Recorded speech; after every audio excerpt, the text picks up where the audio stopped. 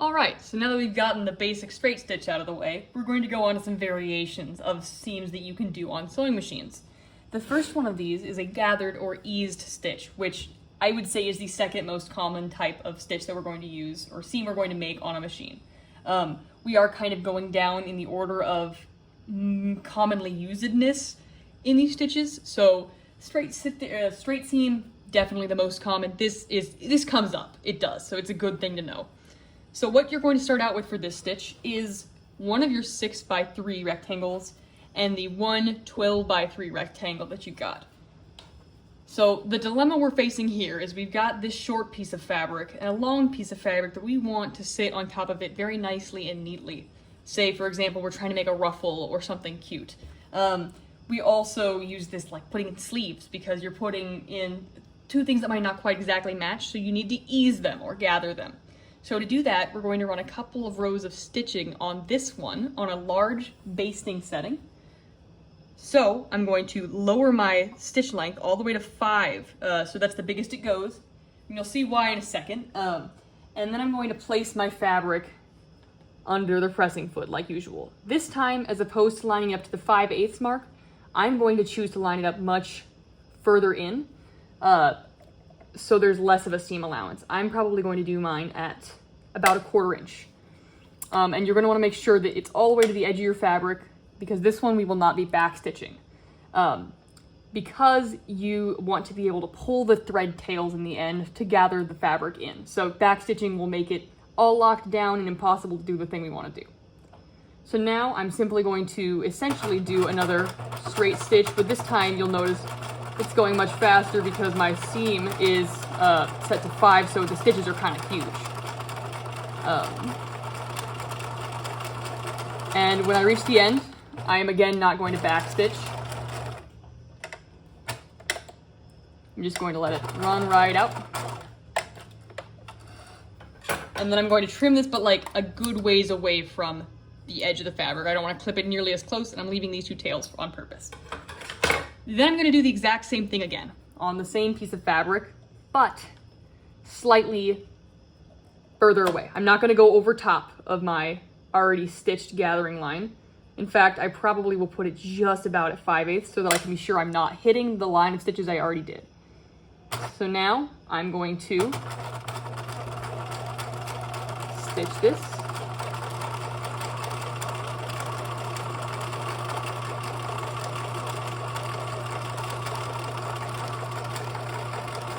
And again, just sewing right off the edge. So now I've got these 2 railroad tracks of thread. And I'm going to cut this one off again.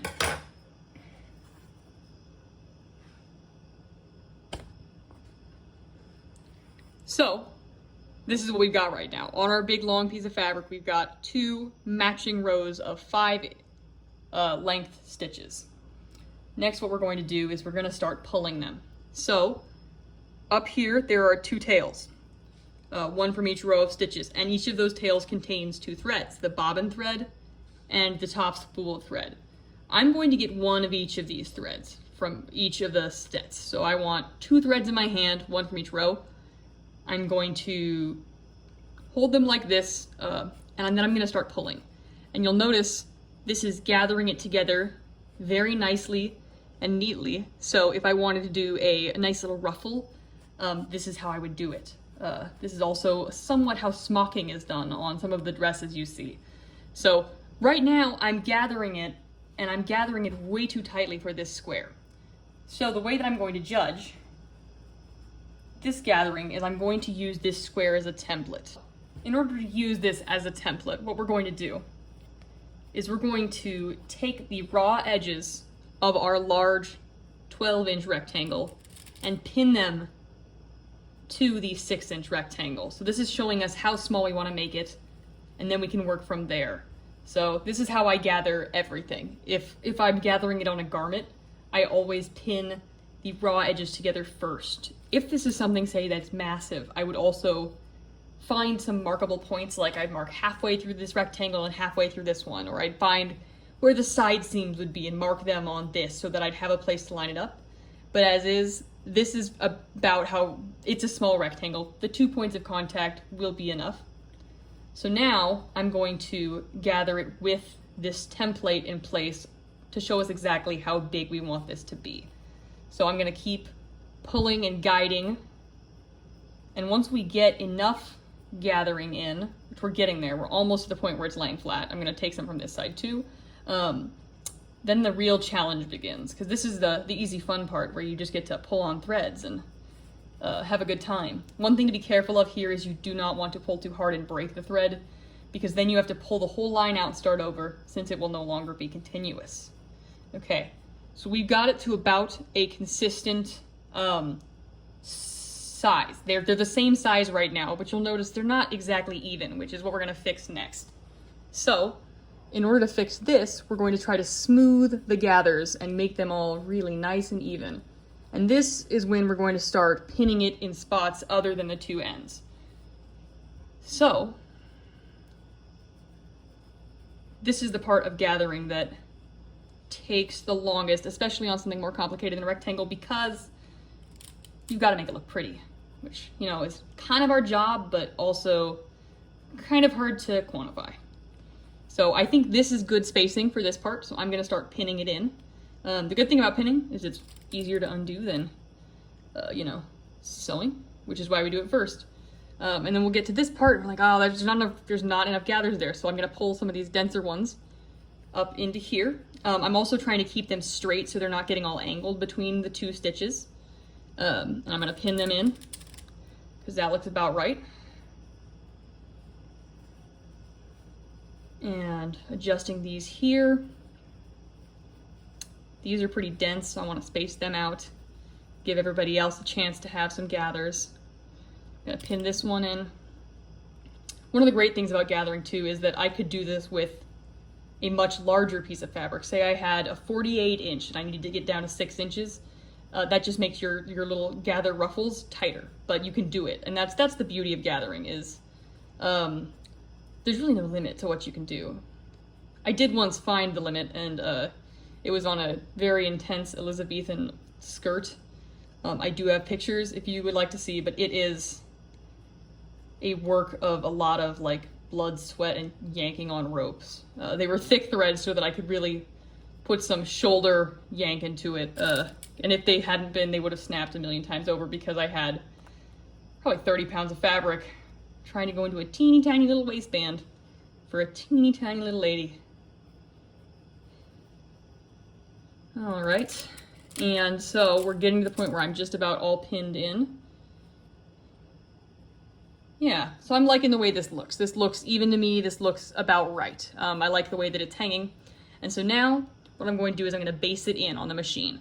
So I'm not going to mess at all with this seam length, even though it's on the biggest stitch, it's on a 5, and that's what I used to gather. Before sewing it for realsies, I'm going to sew it on a basting stitch, because gathering is so easy to get wrong, and it is so much nicer if you can just real quick pull it out, as opposed to laboring over small stitches and removing them one by one in order to get it perfect. So this is essentially a step between pinning and stitching. It's like pinning round 2, but this time with thread. So I put my fabric underneath the presser foot. And the key to this gathering is that you gotta make sure you're holding it laterally flat so that the fabric is moving at the same speed. Since there's more on the top than there is in the bottom, you've gotta make sure that you're kind of caressing these gently into their shape. I'm also going to be stitching just outside of my last gathering line so that will be invisible on the correct side. So again, I'm not gonna base stitch on this one, I'm just basting. When you're basting, you don't back stitch. And I'm going to, here I'm coming up to a spot, so I'm going to tenderly flatten her out. You don't want things to be catching and gathering weird. And smooth it out. This part does take longer, I would say the longest of anything in this, because you don't want bubbles and bumps and gathers pulled strange. One easy thing to do is to let your gathers get kind of torqued to one side, which is just not fun for anybody involved, because then you have to redo it, and the fabric does not enjoy getting seam ripped. It's displeased.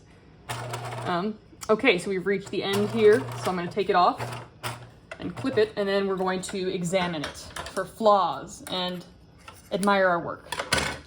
So this is looking pretty good to me. This bottom row here is our like load-bearing basting stitch, and then these two are the gathering stitches. So from the right side, it looks like this lovely creation. It's got gathers, they're even, they're pretty.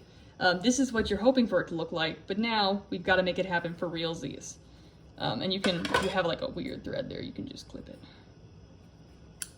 Anyway, now it's time to do it again, but with a much smaller stitch, because we want to make sure that it actually can hold. Because right now, if I wanted to, I could rip this apart with my bare hands, and that's just not good enough for stage or for human bodies. So we're going to adjust our stitch length back up to about 2.5, where I like it. And then we're going to place our fabric under the presser foot again. I'm going to pull my thread tails out, because if you don't have enough thread tails, when the machine starts, it will unthread itself, and then you'll have to thread a needle again, which can be time consuming, especially when you're on time crunch.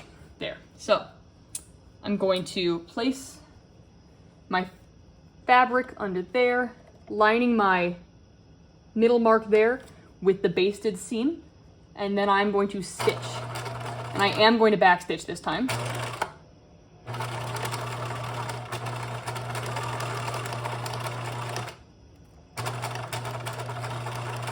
And as much as possible, try to stay on your stitch line. And when you reach the end, back stitch again. And then you can clip. And this time I'm going to clip all the gathering strings off, because we do not need those anymore. So here is the back wrong side of my sample. And you'll see I wasn't always perfectly on the basting line, but that's okay, because from this line, or this side, it looks like I was.